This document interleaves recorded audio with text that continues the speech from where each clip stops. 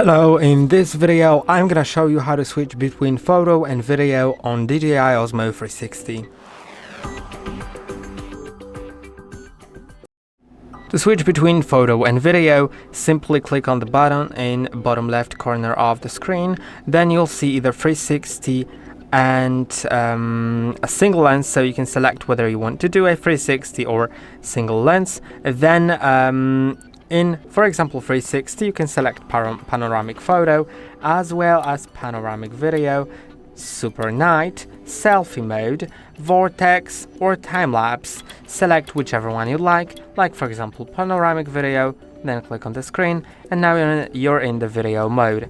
I'm gonna simply start recording by clicking on the OK button and the circular button. Now I'm recording. If you want to stop, just click on that button again. Now it's finished. If you want, you can also switch to single lens and select photo video or boost video, and then also do it. And I hope that this video was helpful. Don't forget to like and subscribe. See you in the next one.